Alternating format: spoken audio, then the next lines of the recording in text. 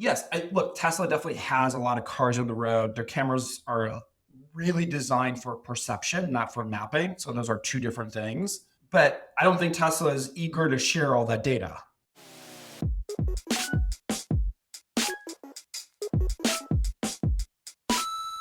Hello everyone, welcome to Defire. I'm Jonas, and if you have ever found yourself lost in a maze of crypto and blockchain, think of this podcast as your friendly guide through that labyrinth.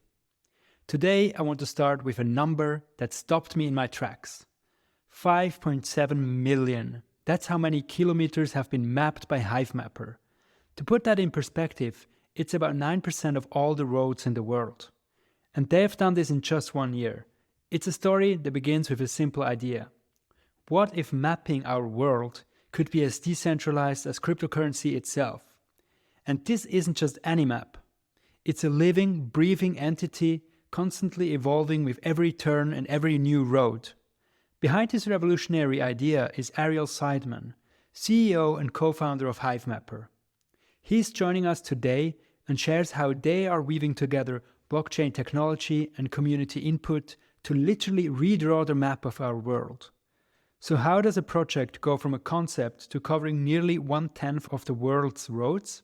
And what does this mean for the future of navigation, blockchain, and our interaction with the physical world? Let's find out. Welcome to Defire.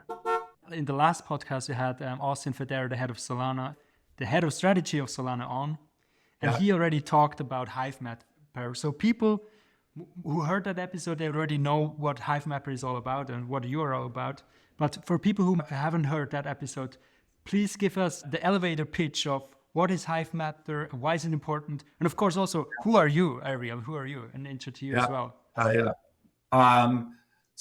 name's Ariel Seidman, and one of the people here who started Hivemapper, the Hivemapper Mapping Network. I've been in the mapping industry for many, many years now. So really my first job out of school, back going to 2005 timeframe, was at Yahoo. This was when it was fun to be at Yahoo.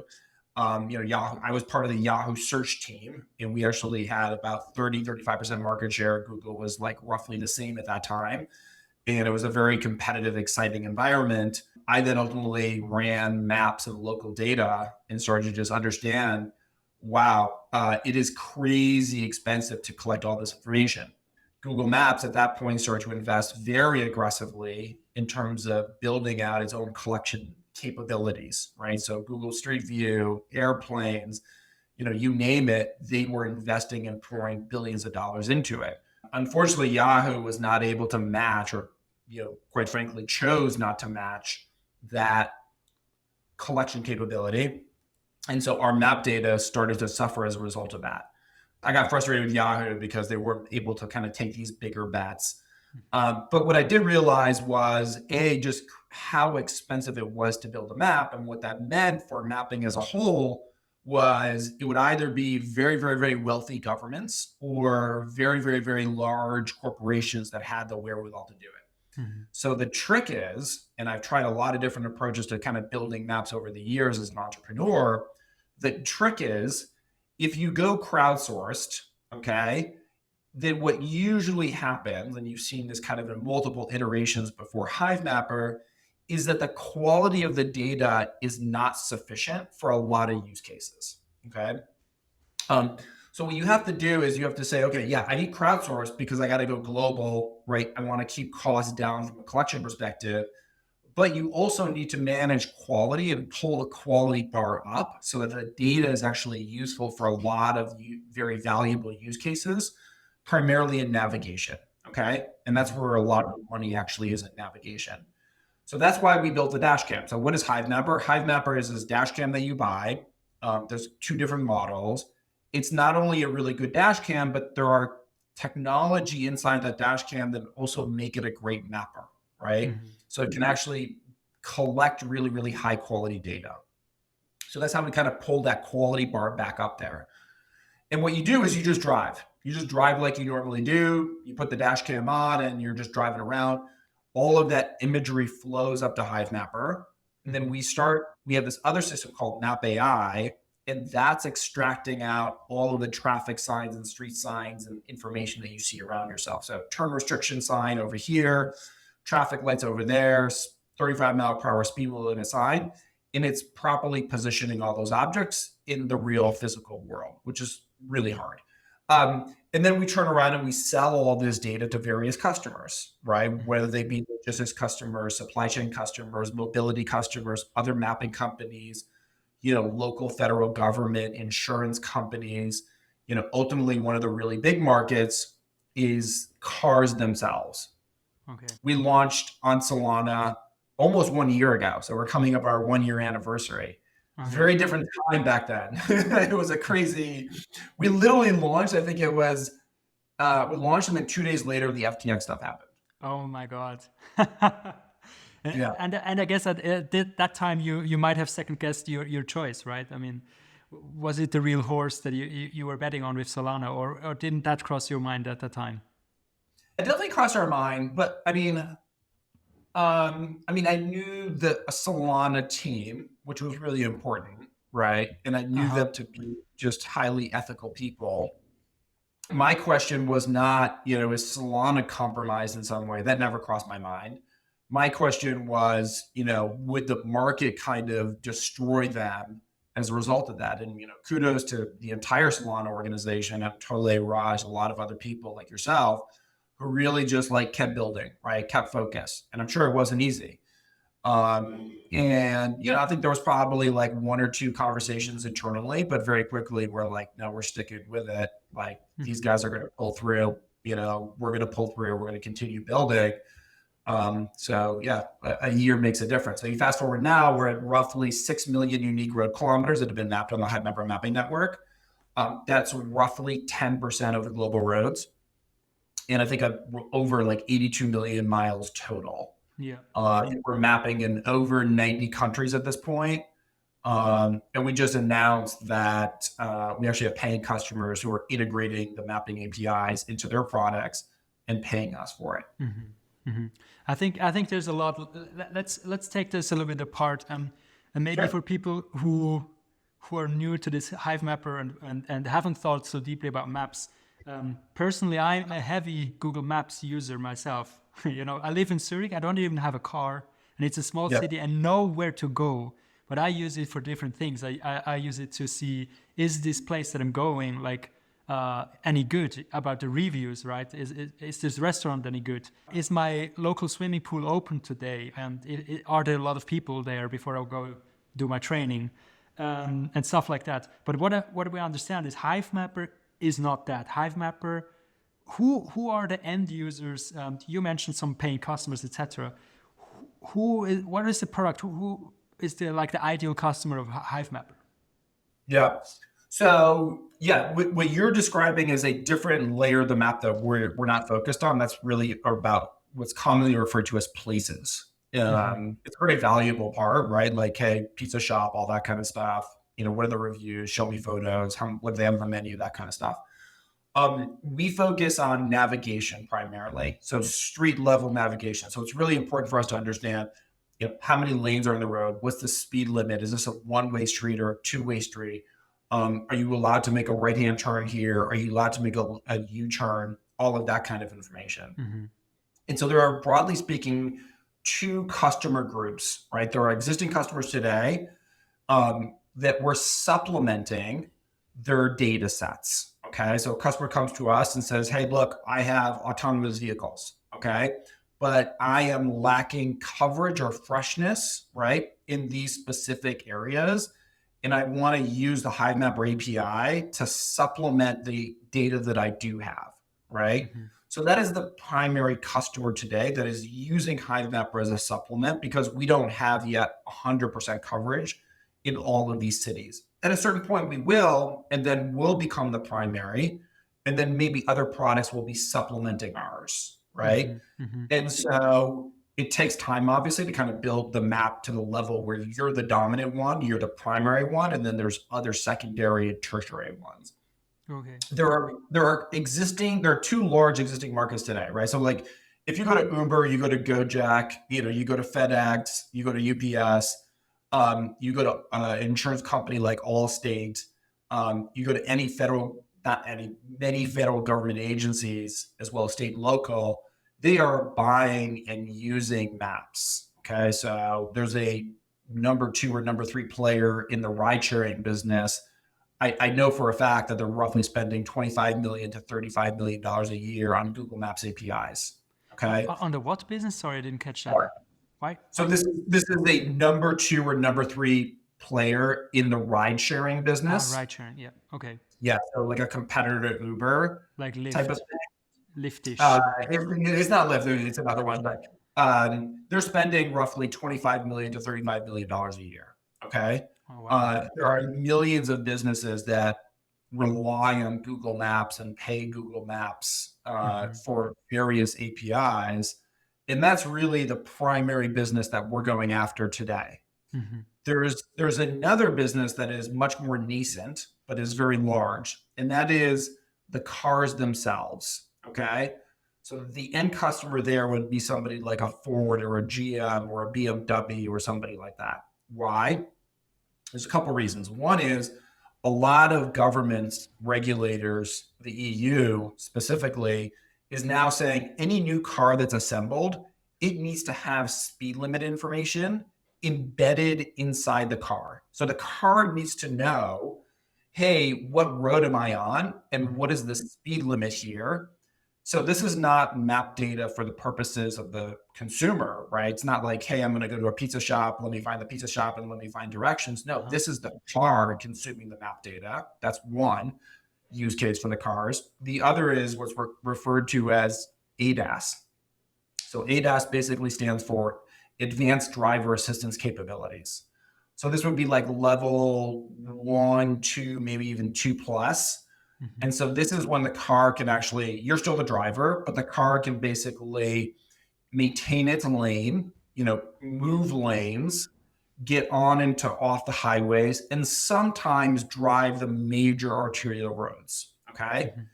And, Ford has their product. It's called Blue Cruise. They charge $800 a year to subscribe to it.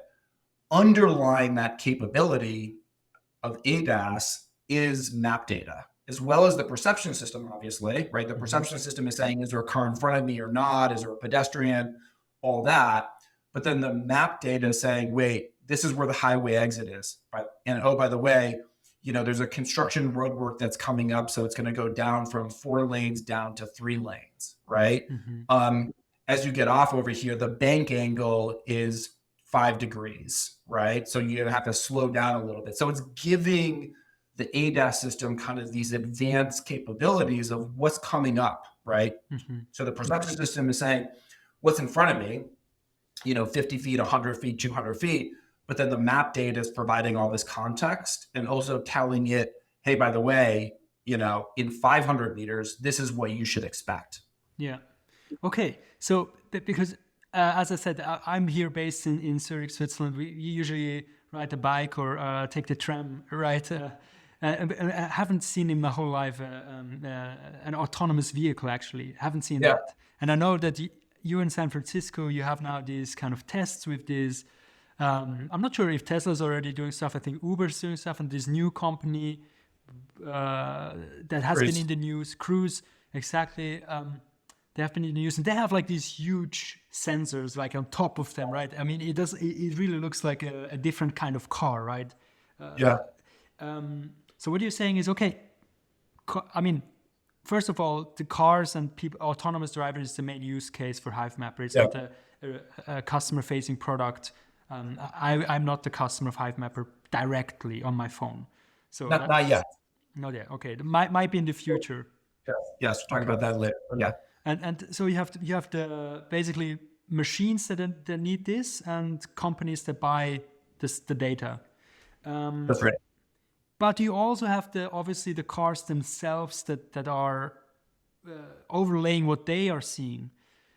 So let's go into this dashcam because you said you have a dashcam that you sell to the people who map the area. What is it? Is it just like image based? Is it just like taking pictures or video? Or is there something like, I know there's like Lidar systems, but it's probably too expensive. What is the core technology there? Yeah, so the core technology is imagery, right? So we don't do Lidar today, and it's basically doing, I mean, it's dynamic. So sometimes if you're going very slow, it'll probably reduce it down to 2 or 3 frames per second. As you speed up, it'll get all the way up to about 10, sometimes 12 frames per second. And so that is the core piece of technology in terms of imagery. Now, the hard part of is positioning. Okay. So, just taking images of high quality and making sure you have a good field of view and all that kind of stuff. That's not the hardest thing in the world. But the positioning, so what I mean by positioning is what lane are you in? Okay. If you have a 3-lane road, we really want to know that you're in the middle lane, right? Why? Because if we think you're way off, right? If we think you're like on the other side of the road, right? That'd be really bad. Then it's much harder to then to position all of the objects that we see, that the camera sees properly. So, okay, that speed limit sign, all of a sudden, like if you're off by let's say 15 feet or 20 feet, then that speed limit sign is also going to be off by 15 to 20 feet, right?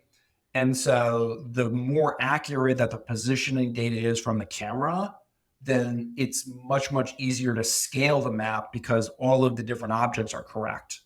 So the dirty little secret of mapping is, I don't know, dirty. It's not dirty. It's not so dirty of a, but it's like, it comes down to positioning. The positioning problem, it is incredibly challenging, incredibly hard. That's one problem. The other problem is spoofing. So as you get more and more popular, and obviously we have an incentive system, a reward system in terms of this honey token. The other big problem is that people try to spoof their location. Oh, I'm driving in Venice, California. No, you're not. You're in I don't know, someplace in Brazil or wherever, right? And obviously that has, really negative consequences in terms of the trustworthiness of the map, but all crowdsourced systems deal with this. And they usually deal with it much later on, kind of post-processing. We deal with it on the device itself, right? So the device is using Helium, some other kind of capabilities on the device itself. I wouldn't say to totally eliminate spoofing, but to dramatically reduce spoofing. Okay. I think this positioning, I mean, I don't want to go super technical, but I'm still curious to understand it a bit better. Obviously, there's one thing which is GPS, right? Everybody knows that. I think it's usually a triangulation, literally, of at least 3 different kind of satellites, and where they overlap. There you are on the globe. It's usually just one place, but it's not terribly precise. To make it more precise, you now mentioned Helium, which is also another Solana-based project, and probably looking at the image itself, or what is there the secret to make it more precise? Yeah. So look, the GNSS module, basically, so GPS is one of the different constellations that we use. There's a whole bunch of others. So the underlying technology is called GNSS, but we can just use GPS for this conversation purposes. So the GPS module that you have in an iPhone or most Android devices is very cheap, right? The reason is the consumer, most applications or use cases, when you're driving around or you're just opening up Google Maps, you don't have to be that precise, right? Because there's a human being who's okay, I'm kind of off by a little bit or wherever I'm at. I'm looking at the map. I know where I'm at. I can look around me.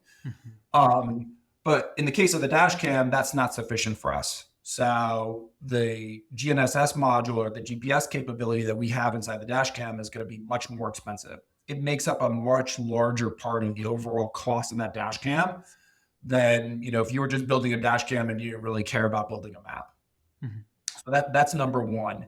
Number two is the imagery itself. So let's say we're able to identify, okay, this speed limit sign is precisely here, and we're accurate to within half a meters, right? So there's a whole bunch of objects, let's say in a city, where we start to build very, very, very high confidence in the position of the objects. So then that basically starts to serve as a reference design, right? A reference manual for all the other objects, okay? To say, wait, we know this speed limit sign and this stop sign and this traffic sign at this intersection, like we're very confident that they're here. Now we're getting some new information, right? And we don't trust it entirely, right? Or we kind of use the existing reference design to sometimes reposition objects that potentially have errors in them. That happens post-processing.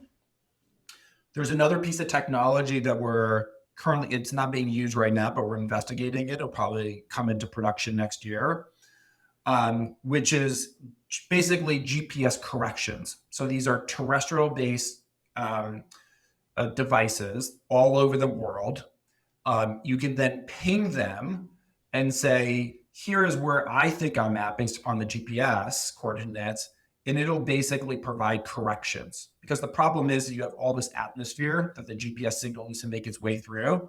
And so you just have error over error, and that can actually quite a bit help you. Okay. There's not one silver bullet to improving positioning. It literally something that goes across the entire stack from collection to processing to everything that we do.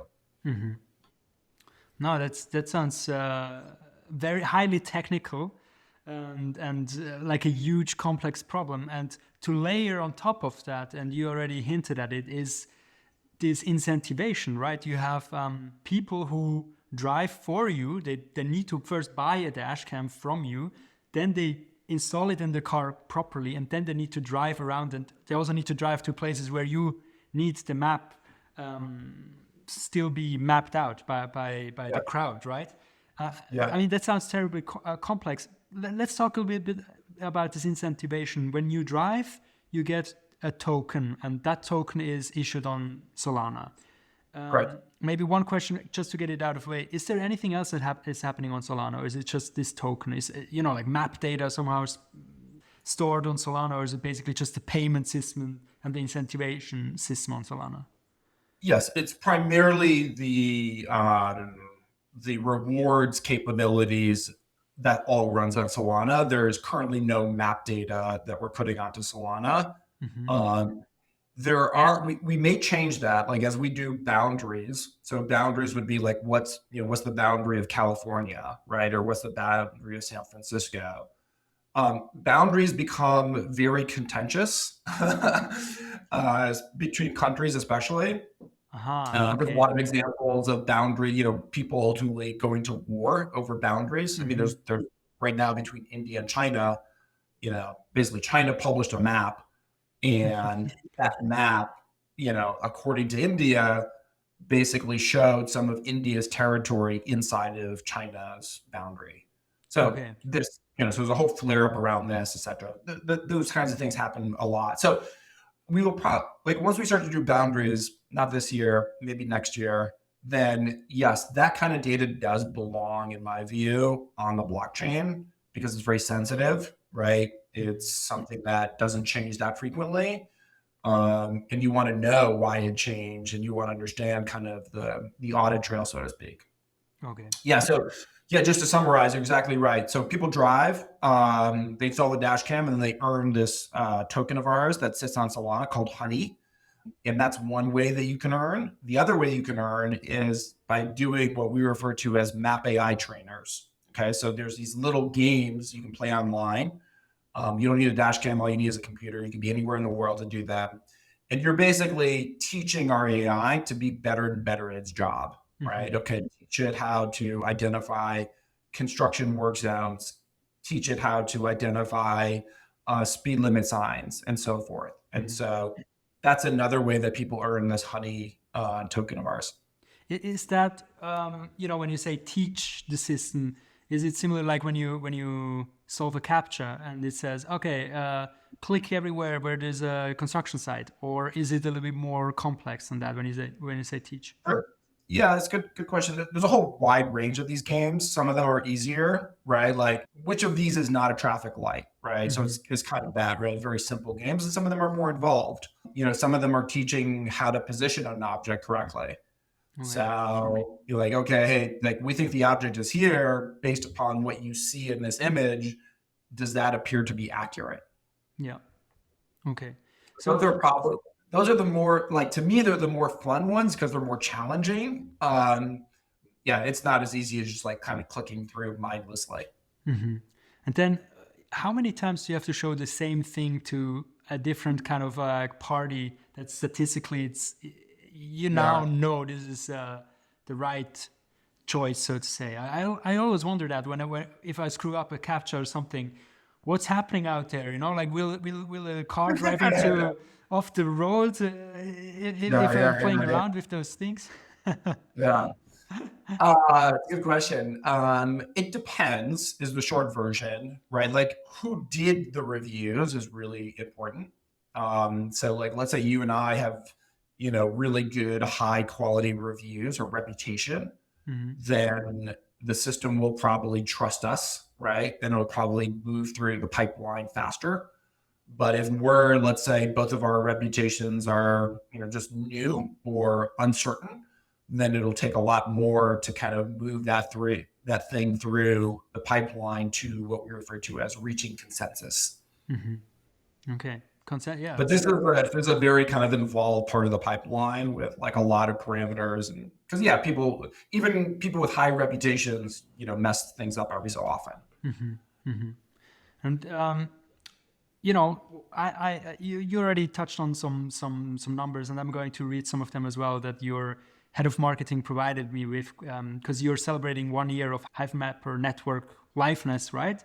So what it says here, you can maybe update if you have newer data, is 8,000 dashcams delivered, 5.7 million unique kilometers mapped. That's around 9% of the world. You said now we're almost at 6. 80 million total kilometers submitted in over 90 countries. This you already said. And you're mapping more than 800 kilometers per week. And you have over Or 75 million reviews by these AI yeah, so drivers. that's all accurate. I'll make one little modification there. The average dash cam driver is mapping 800 kilometers per week. So there's a lot more that's getting mapped every single week, but like your average person who's driving with a dash cam is mapping roughly 800 kilometers per week. Um, Is that a normal amount to drive? so there's a lot of people, no, but there's a lot of people in our network who are they're Uber drivers or they're Lyft drivers or they're truck drivers. So fundamentally, they're professional drivers, right? Okay. And so they're out on the road quite a bit. Mm-hmm. And so, yeah, those people are a little bit different than me. I think I maybe drive, I don't know, half of that per week, maybe even less. So yeah, I will say this, which is like, people who are, if you're into like mapping and you want to enjoy it and you want to try it out and you already need a dash cam, then like, even if you're just like commuting to the office, doing errands, going out for dinner and driving and all that kind of stuff, then I think it's worth it for sure. I think it's cool. But the people who are definitely earning more are the kinds of people who are Uber drivers and Lyft drivers and, professional truck drivers and delivery drivers and all those kinds of folks. And the simple reason is because they just drive a ton. Mm-hmm. And so what we have seen though is that there are people who buy, let's say 5 or 10 or 15 dash cams, and then they recruit drivers, right? Uber drivers, Lyft drivers, and they deploy them into their cars. They say, okay, you already need a dash cam because a dash cam is a product that people apparently have and need for their own safety, right? I guess, and Yeah, to want to be exactly. able, if there's an accident, then you can prove it wasn't me, it was the other guy. So I assume your dash cam also is covering that need of the driver. Yeah, exactly. Yeah, so there's a lot of people who are like, "Yeah, I was gonna grab it by a dash cam." We have two models. One is $270 or something like that, and the other one's a little bit more expensive. That one's like $620 or something like that. And if you're already in the market for a dash cam, especially the $270 one, that's very competitive. That's like there's other good dash cams out there as well, but that's a very good and a very reasonable price.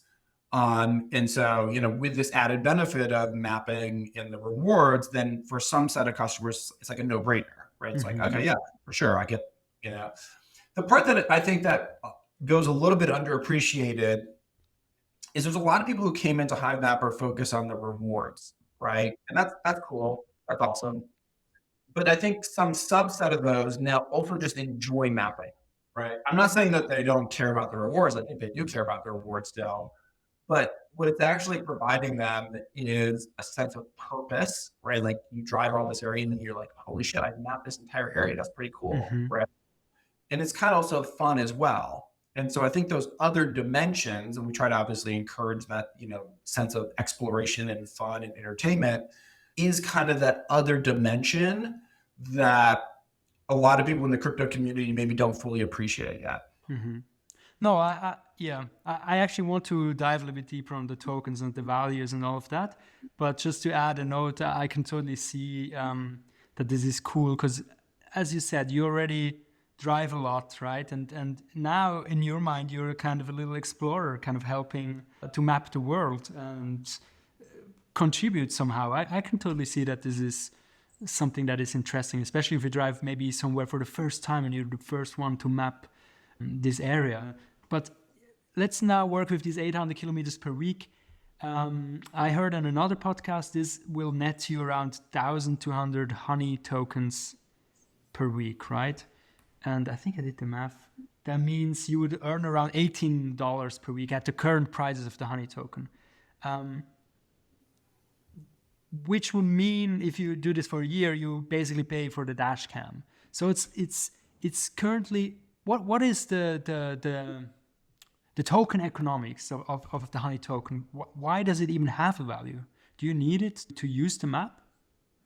Yes, you do need it. So it's like the full system works, right? So basically, customer comes to us. So you should think about there's two different entities. Okay, so there's the Hivemapper network, right? So if you go out and you map with a dash cam or you do map AI trainers, you're helping build the map. That is all governed and managed by the Hivemapper Foundation and the Honey token. Okay. And then there's Hivemapper Inc., the business. We're basically a developer, right? So we built, we initially helped launch the Hivemapper network, but now it's on its own, it's running, it's great, right? But then there's Hivemapper Inc., the developer. So we're a normal startup, right? We go out there, we find customers, we get them into various products that we build, like a Scout or the Map Image API or whatever it is. And then we get those customers into a contract and so forth. We provide tools, we provide customer support and so forth. We then have to turn around and license data from the mapping network, right, in order to satisfy those customer and the demand that we're seeing there. Mm-hmm. And so we effectively say, okay, we have whatever, I'm just gonna make it simple, $100,000 contract. So now we have to buy imagery from the mapping network. This is how much it costs. Okay, we have to spend $25,000. These are just general numbers. These are examples. And then boom, the Hivemapper Foundation goes and executes and buys map credits. Map credits then have to go buy and burn honey tokens from the mapping network. So there's a whole blog post that kind of explains how that works and some documentation. Mm-hmm. But that is at a very high level, kind of how the entire end-to-end system works. So do you have Hivemapper or honey maxis that think, Oh, yeah. I don't know honey maxis, but I think the other part of it is I think that's been amazing is you have these entrepreneurs effectively who are, bought 5, 10, 20, 30, 50, 100 dash cams, and they're kind of very strategically deploying them in the locations and cities where customers are actually using a lot of maps, right? Mm-hmm. And so that's been really important and really valuable because it's not just about recruiting. Let's say you want to expand Houston or you want to expand Rio de Janeiro or wherever it is. It's not about just going to that location and recruiting there. If you recruit entrepreneurs, it doesn't matter where they are. They could be in Chicago or Des Moines, Iowa. They could then turn around and go recruit people in the right locations. Is that like when you say different locations? And also heard in other podcasts and interviews that you mentioned you own a part of the map. Are you just earning more? Let's say if you go somewhere where nothing has been mapped and you get more honey tokens, or do you really have a stake in the place and the honey token is basically not so fungible? Because I now, let's say I do Zurich and I build my network here and somebody needs Zurich, then I get paid? Or is it just, okay, Zurich is not so well mapped, you get double the honey tokens? Yeah, that's a good question. Okay, so there's a lot of things going on here. So there's the first thing is there are different regions over the world. There's many layers to this. I'll at least start at the very top. There's what we've kind of said is that there are certain regions in the world that are more inherently more valuable than others. So let's say, you start mapping in like rural Brazil, you're probably not going to earn that much, right? You will definitely not earn as much as somebody in, let's say, Rio de Janeiro or Los Angeles, or Lagos or London. Okay. Mm-hmm. That's the first layer. Then if you go down to, let's say, a city, so if all you do is like, let's just take New York. If all you do is drive up and down Broadway all day long, well, guess what? There's a lot of other people who drive up and down Broadway all day long, right? So again, you're probably over time, you'll earn a little bit, but like your earnings will plateau pretty quickly. Mm-hmm.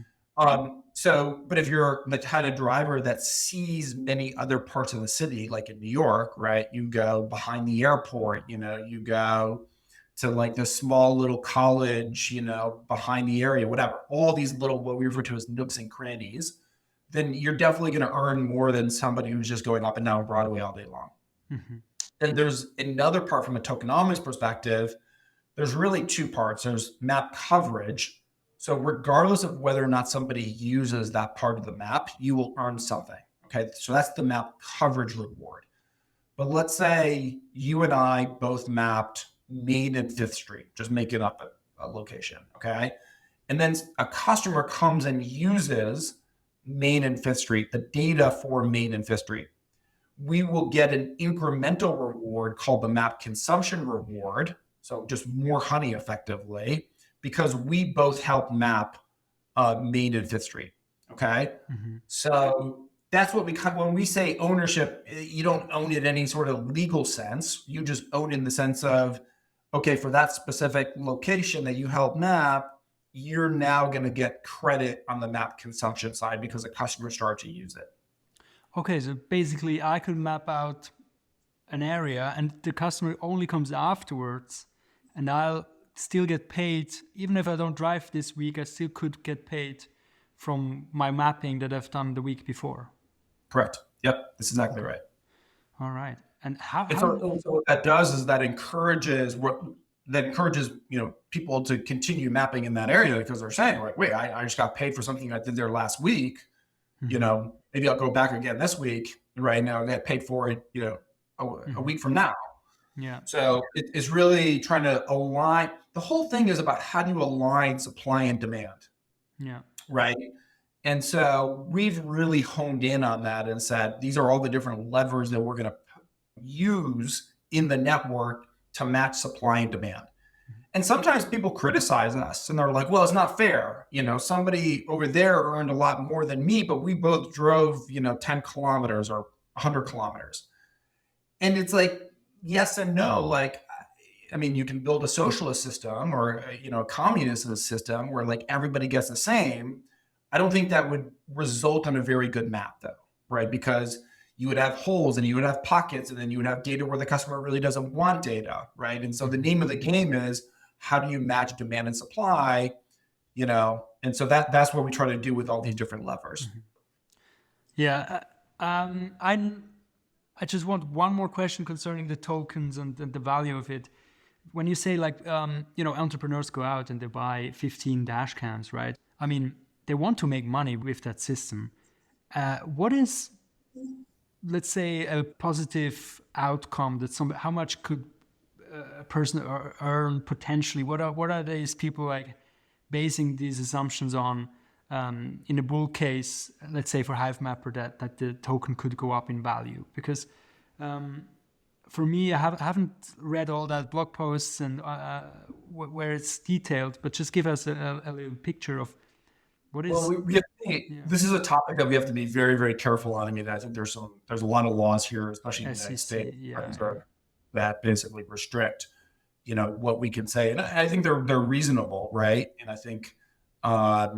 I always tell people that, look, a couple of things. One is if you're interested in mapping, this is a great project, right? Or if you drive a lot, this is a great project, right? Mm-hmm. If you believe that maps are fundamentally useful and valuable for the world, in other words, there's real utility in them, then this is an interesting project. I think if people are looking for certainty, in terms of anything, I think that's really hard to give. And I think anybody who is kind of giving, certainty is probably false certainty. And so I think that like the filter you have to go through, like in all these projects, right? There's a lot of Solana DePIN projects, Helium and Render and ourselves and others. I think the first question you have to ask yourself if you're going to participate in them is like, do I fundamentally believe that they're building something useful, right? And then is this something that fits with my own lifestyle? So for example, in Helium, there are specific locations where it's really, really advantageous to deploy their wireless network, to deploy their hardware, because they need it for a specific reason or whatever it is. Okay, I may live there, right? Or my office may be there and I can actually physically deploy that. And so I think you have to kind of go through these levels as you're making these decisions as to like what you want to get involved in. So, one of the guys who's built up this, fleet of, 40 or 50, he's based in Portugal. I think in addition to obviously, believing in DePIN and all that kind of stuff, I think he believes in maps as well, right? I think he sees the value in maps and what they provide, to everyday vehicles and businesses and people. And so I think that's probably, and I haven't asked him, straight out, but I mean, you can tell just by the questions he's asking, by the questions he's answering, he fundamentally like appreciates maps and all of that. Mm-hmm. All right.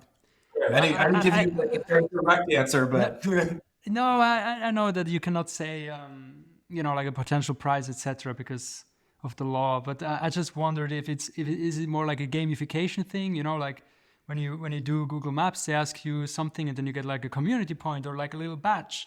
Is it more this in a token form, or is it something that people really can say, okay, because you mentioned entrepreneurs, okay, I can really, make a living with this, or at least have a passive income that is gas money or something. Yeah. I mean, what I've told people, when first Hivemapper came out, people were like, oh, I'm going to quit my job and go do this. I'm going to go buy a new car for this. I was like, don't do any of that. It's a horrible idea. Yeah. Right? Like these people would like DM me like, oh, I'm going to like quit my job. It's like, no, please don't do that. They're like, no, really, I am. I'm like, no, you should not do that.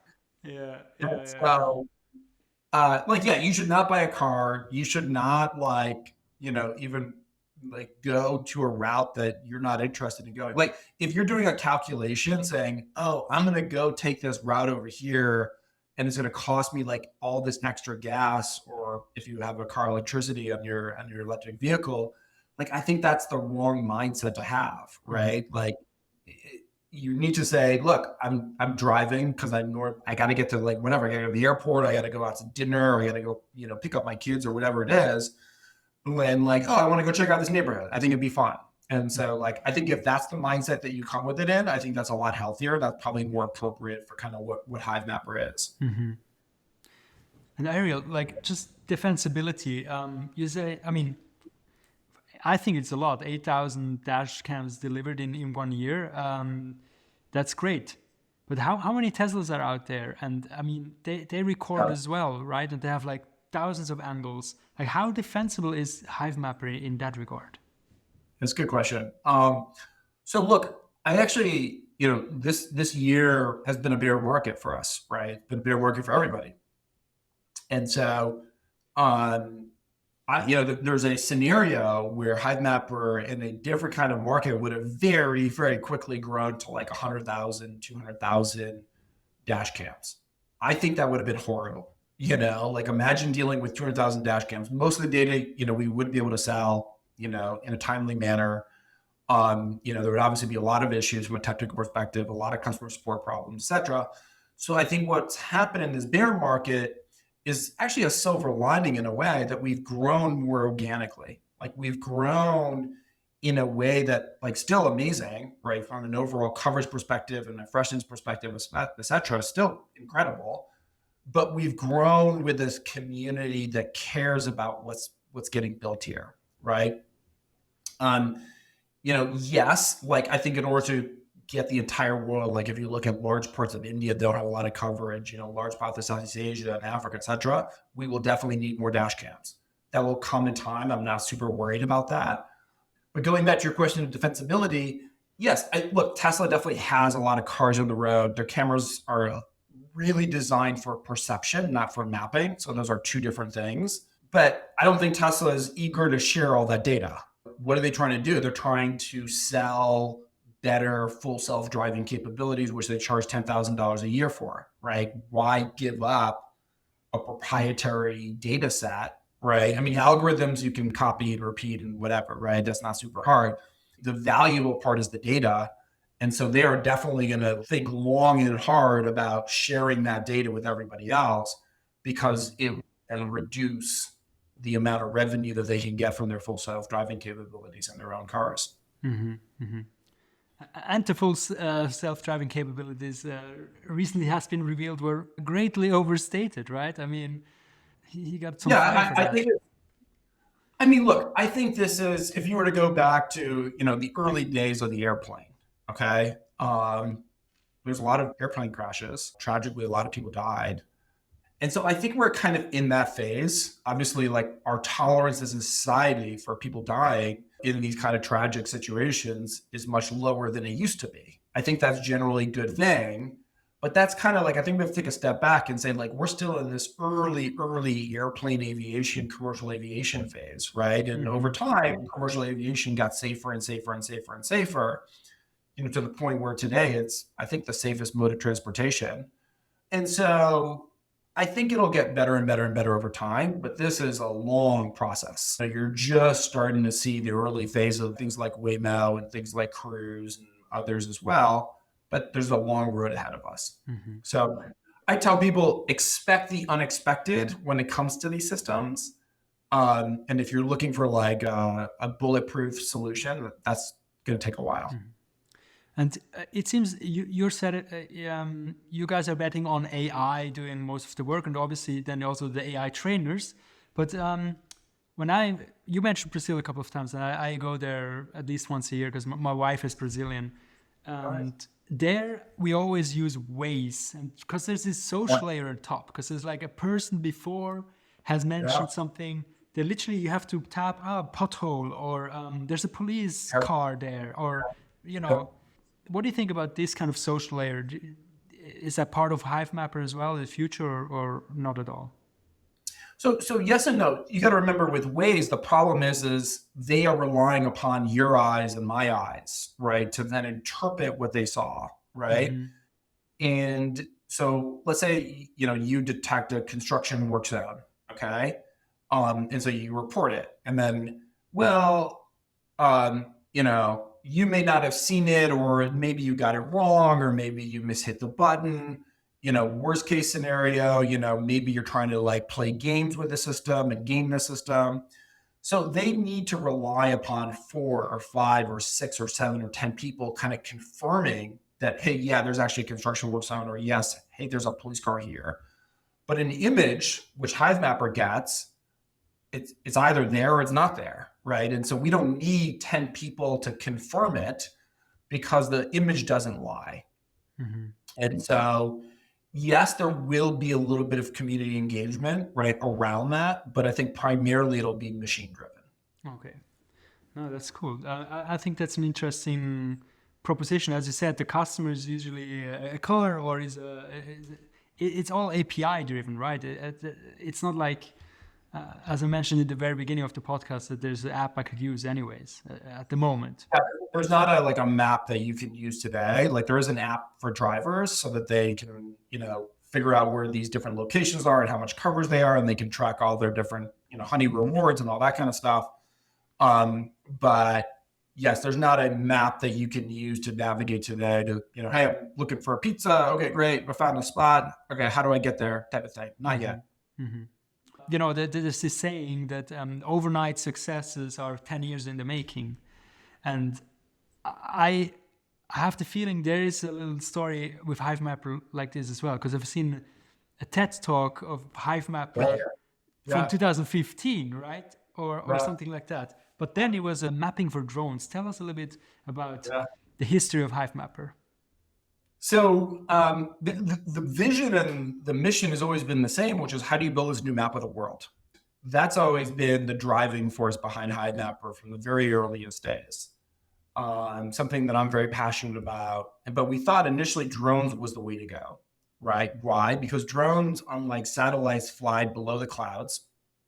And they also get, it's a kind of a 2-for-1, right? In other words, you get not only the aerial view, but you also get most of the road definition, right? The street signs, the stop signs, all that kind of stuff that you could only get from, primarily before they could only get from cars. And so I was like, oh, this is interesting. This is the first time that you have a 2-for-1. Now, that was on the positive side. That mostly is true, by the way. The big issue is that commercial drones did not scale. Why? Battery technology never really improved. So what does that mean?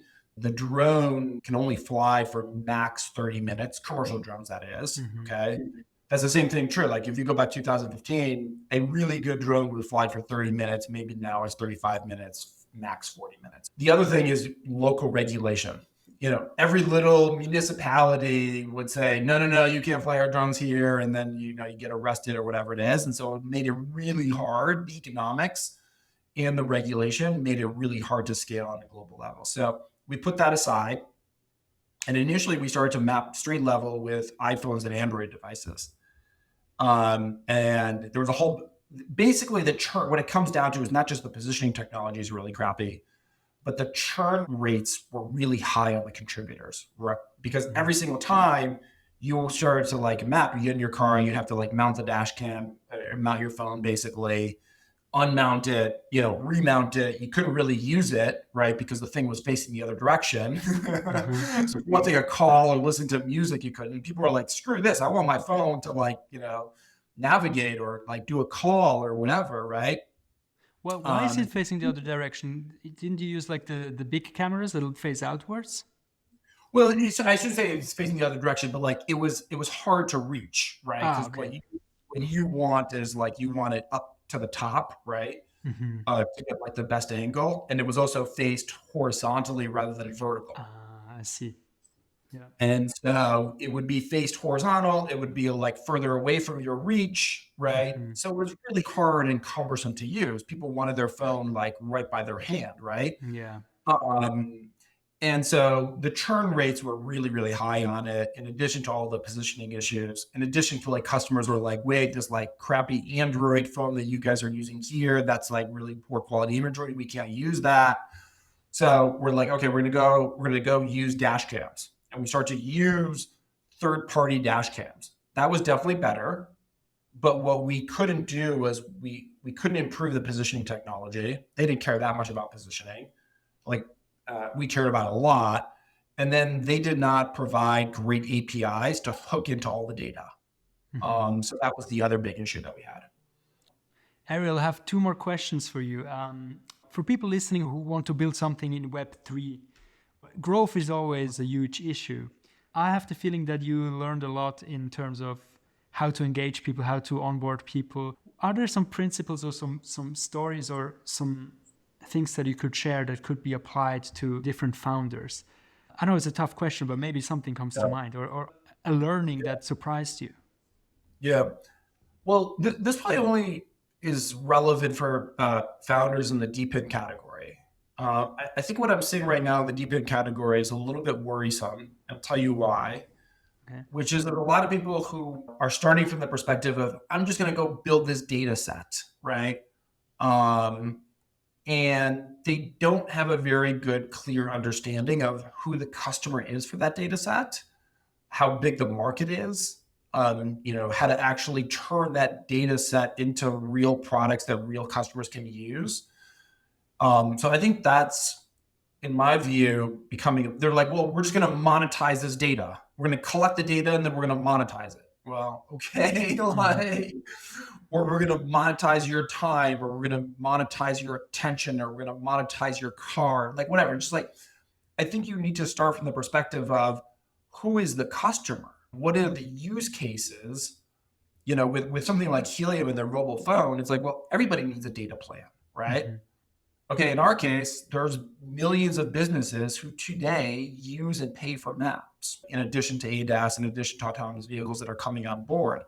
So I think you have to be very specific about your use case and the customer, the demand for that, and then work backwards from there, right? Say, okay, now I identified that if I can go collect this data, and if it's fresher and it has these quality dimensions to it, and if I can collect it at this cost, then it will be differentiated relative to all these other things.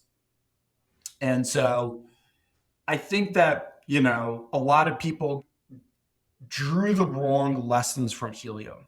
I mean, Helium is like, I refer to Amir, who started Helium, as the George Washington of DePIN, right? Yeah. Yeah, like he's the The the founding father. creator. Yeah, he's the founding father exactly of this entire category. But I think some people, not all, drew the wrong conclusions from that. The conclusion that some people drew was, well, if you just build the supply, then that's it. You're done. Mm-hmm. No, that's not it. That's like half the story, and probably, quite frankly, the less important part, right? The other part, the demand side, is actually the more important part. That to me is probably one of the biggest learnings that has happened in the DePIN category over the last 4 to 5 years. Mm-hmm. It seems to be an issue plaguing the Web3 space, building stuff that nobody actually wants, or like a solution looking for a problem. What would you be building if you wouldn't be, or what would you be doing with your time? Let's be even more broad. If you wouldn't build Hivemapper. I don't know. That's a hard one. The one thing I will say, though, is that, especially building this hardware product, is that there are too many entrepreneurs now that are scared of hardware.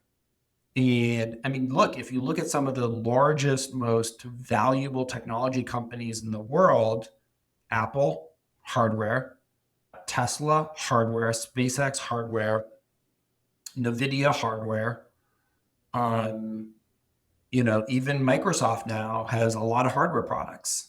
And so I think this idea that we're teaching entrepreneurs to run away from hardware is wrong. Now, you have to be smart about, why do you need hardware? What's differentiated about it, right? How do you combine hardware with software to build more valuable things in the world? But I think this knee-jerk reaction that run away from hardware is the wrong approach. Yeah. Yeah, I think that's a good closing statement. Thank you so much for your time, Ariel. What is your call to action for people listening until now? What should they do? Well, what I've always, people always ask me about, infrastructure in the crypto space. And my belief right now is we have enough. We're good. We have Solana. We have very few people on Hivemapper, and this is a good thing. I say this is a positive thing. We have very few people who are actually day to day, building and maintaining all of the infrastructure that we've built on top of Solana, because Solana is doing its job, right? And so it's easy to use. And so what I tell people now is stop doing infrastructure level crypto stuff. We have really good infrastructure layer technology in crypto. That's not the problem. The problem is, how do you build applications that businesses and consumers love, interact with, and solve real problems? And, stop with all the crypto for crypto infrastructure craziness. We have enough. All right. Great. I was going more for where should people follow and start buying that kind of stuff. Sorry. But all good. I like that one as well. That's more refreshing. Yeah, you go to hivemapper.com. That's a good place to start. You can follow us on Twitter. We're pretty active on Twitter as well. And then there's also a great Discord community if you really want to dive in and learn about the community. All right. Thank you so much for coming on the show, Ariel. That was awesome.